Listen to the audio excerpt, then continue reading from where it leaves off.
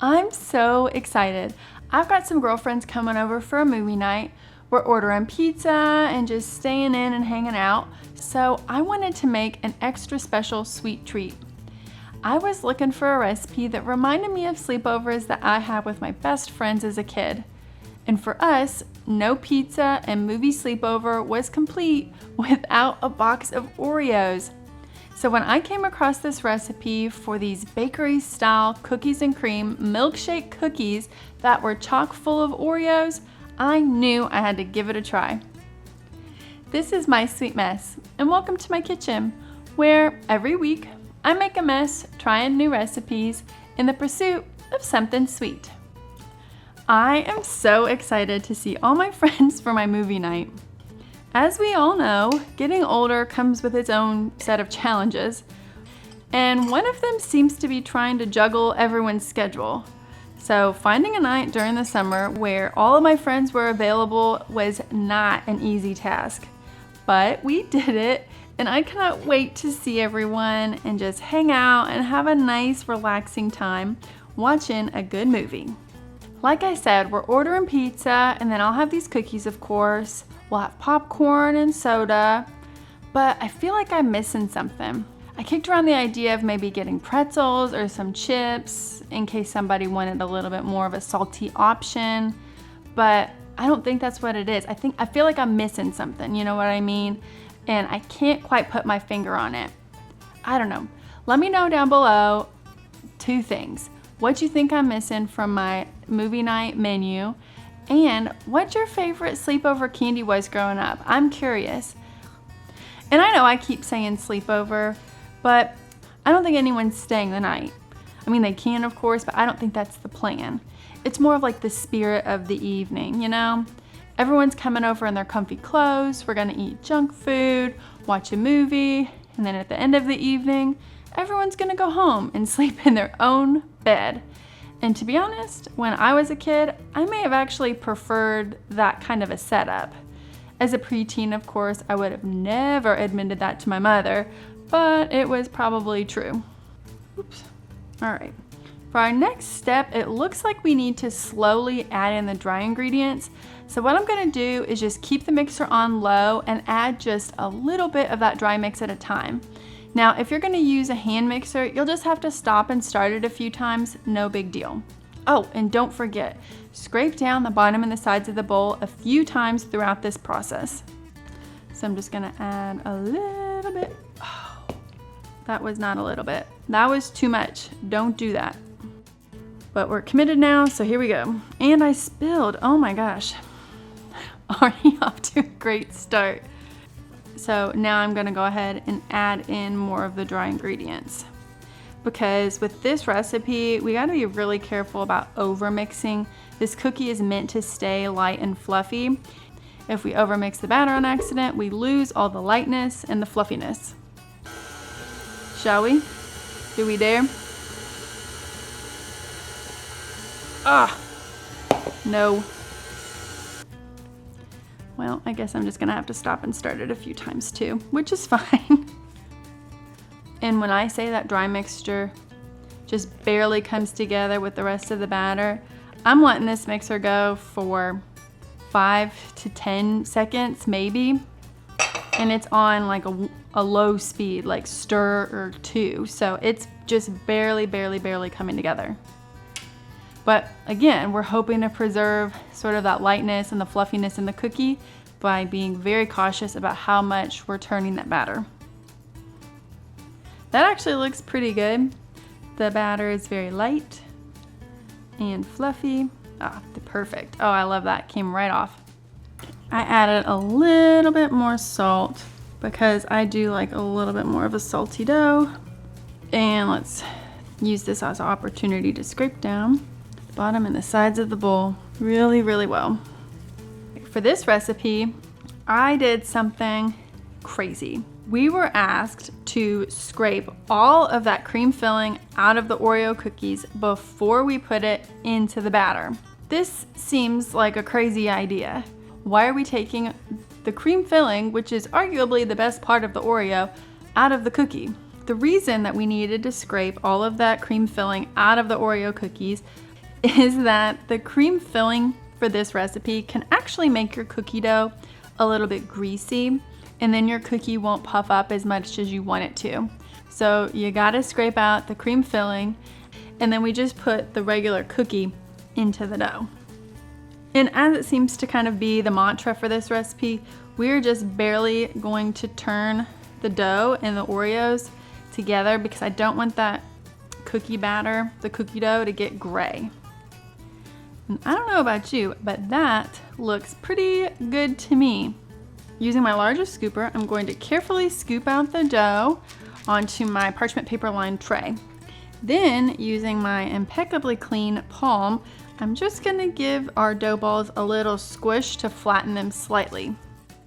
Using a big scoop here helps give your cookies a bakery look in the end, but it does mean that you end up with fewer cookies, which may not be what you want if you're bringing these to like a birthday party or a bake sale or something, in which case I would recommend using a smaller scoop, which would give you more cookies. And you would still have a delicious cookie at the end, just more of them. Oh, and don't forget, if you're going to use one of these bigger scoopers, make sure you leave quite a bit of room between your cookies because they should puff up quite a bit. Okay, here's the deal. I've got enough batter that I think I can make like 1 or 2 more cookies. I may try to squinch them. Get out of there. Onto the trays. I don't know yet. Maybe not. Oh gosh. Once all of my cookies are on their parchment paper lined baking sheets, I'm gonna pop these guys into our preheated 350-degree oven for about 12 to 14 minutes, or until the edges are set but the centers are soft.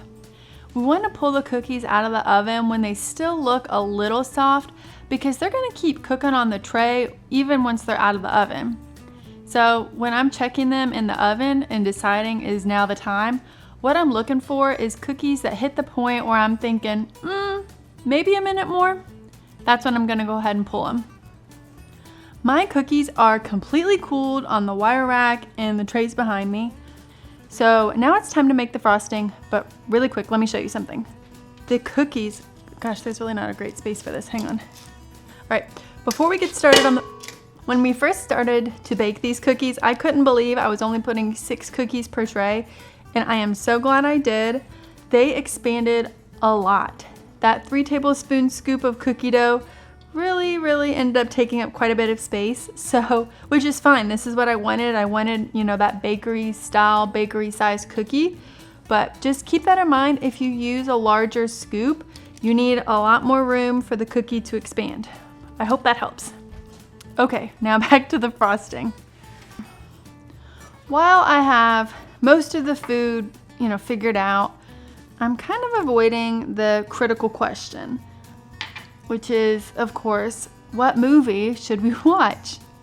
Should it be an old movie or a new movie? Should it be something that I've seen and can vouch for, but maybe nobody else has seen it? Should it be a totally new movie for everyone? I honestly don't know. I don't know what I'm going to do. I'm leaning towards an old movie, so that way if we end up chit-chatting through it, or let's be honest, if somebody dozes off, it's fine. Or a movie that I've seen and can vouch for, but probably the rest of my friends haven't seen it. Oh gosh, I just don't know. What should I do? Into the bowl goes the arch enemy. Oh, all right. Real quick on the heavy cream. The recipe calls for, I think, like 2 to 3 tablespoons of heavy cream. I'm only gonna add like a spoonful at a time until I get the right texture for my frosting. So don't add it all in at once. We're just gonna add a little bit at a time.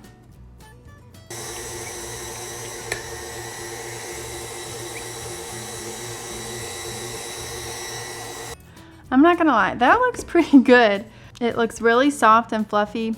The recipe didn't call for it, but I can't make a frosting without adding a little salt. So our cookie's kind of a sugar cookie base, so I think you definitely are gonna want a little bit at least, of that salty contrast. Now we need to fold in a little, okay, I think that's enough. I measured with my heart on that one and I have no regrets. Now we need to fold in our crushed Oreos. This time I did go ahead and leave that cream filling in there. And I made sure to crush these guys pretty fine. And I am just gonna barely mix this together because I don't want my frosting to turn like a gray color. But that actually looks pretty good. We're looking for, think like Oreo McFlurry status, which I think we're there. That looks good. Ooh, I am so excited. Okay, so here's my dilemma. I have a frosting that's got Oreo chunks in it. In the past, that has meant that I need a larger opening for my piping tip. So I was inclined to use this guy. However, there's not that much frosting for, what is it, 16 cookies? So I'm inclined to use a smaller piping tip. I'm gonna try it with the, oh, you know what? I'm gonna go with the big one. I'm going with the big one. Final answer. I will be honest, I am not super sold on this decision because I am worried about the volume. To be fair, I think I probably should have doubled the frosting recipe just looking at the size of my cookies. But I do have that cream filling, so I guess if I wanted to, I could just put that on top. Oh, goodness. It's always something with the frosting, isn't it? Frosting is supposed to be the best part, and frosting always seems to give me trouble. Wish me luck. I hope this is enough. See it right there where it broke? That's why I wanted to use the bigger tip. Am I making this too complicated? Should I just frost them with a knife? Okay, let's try that. I know every week I'm like, my arch enemy, powdered sugar. Is my arch enemy not powdered sugar? It's really frosting. This, what I'm doing, what you're seeing right here on your screen, not professional. But it worked, so it's fine. Oh gosh. Okay, let's see.